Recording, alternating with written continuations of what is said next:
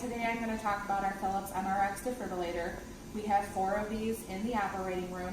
1 is kept in each of our pods, and then we have 1 dedicated to room 14, our heart room. I just want to do an overview of the machine and supplies that go with it. We have gel that should always be in the cart or kept nearby for use of the paddles. We have the 3-lead EKG, which plugs into the side of the machine over here. This is used for certain functions on the machine, which I'll talk about later. We have our black cable for our pads. These are the external pads. We have 3 different sizes or packages right now. The green, which is labeled Infant Plus, is for infants or children less than 10 kilograms or 22 pounds. And then we have 2 different adult-child packages for use of children greater than 10 kilograms or 22 pounds and on up to adults. The reason for the 2 packages is just because there's back orders here and there. Otherwise, these 2 packages function exactly the same way. One's yellow, one's gray, but they function the same way. Then I'm going to go over the external paddles. Right now, these are the adult paddles, and these are also used for kids greater than 10 pounds or 10 kilograms or 22 pounds, just like the external paddles. These can be used with an energy of 150 or greater. 150 is the starting adult dose. For pediatrics, you can expose the paddles underneath by pressing this gray tab and pulling to pull off the adult paddle, and this exposes the pediatric paddle underneath.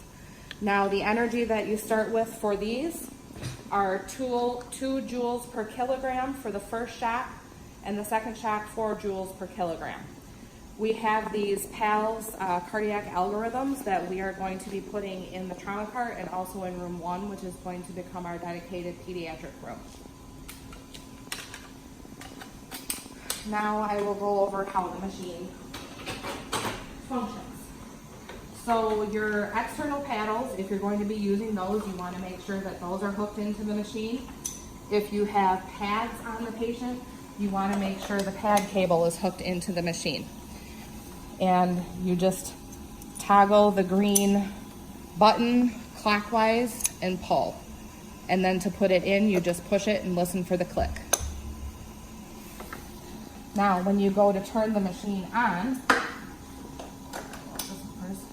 you're going to turn it on. So say you're going to shock a patient, you're going to start at that 150 joules, the adult dose.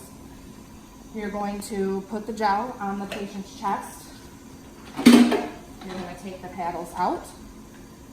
You're going to have someone charge the machine for you.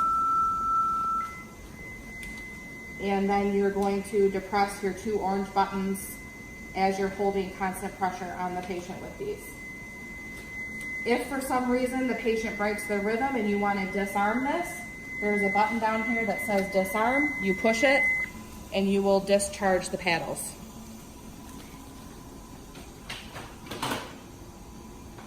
Now, if you're in a safe situation where you have the pads on your patient and you're going to defibrillate with those, you need to make sure that your black pad cable is plugged in.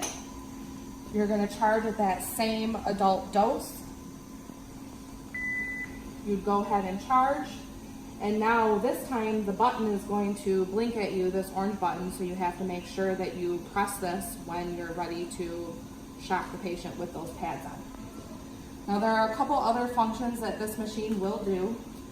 Each of our machines has these little cheat sheets on it that will kind of walk you through how to administer a shock, cardioversion, and pacing, since those are things that we don't do a lot.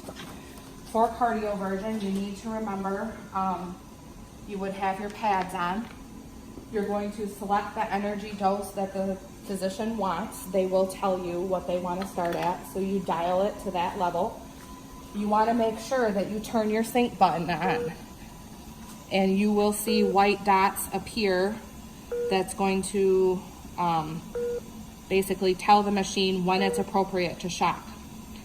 So that'll be flashing, you'll charge, you'll hit your shock button, and then wait for the patient's response and it to say that the shock was delivered. When you're done doing a cardioversion, you also have to make sure that you turn the sync off. This will remain on in sync mode until you press the button again, turning it off.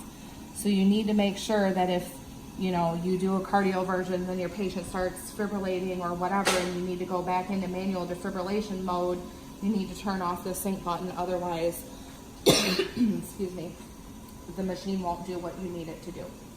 Now the other function that we can do with this is pacing.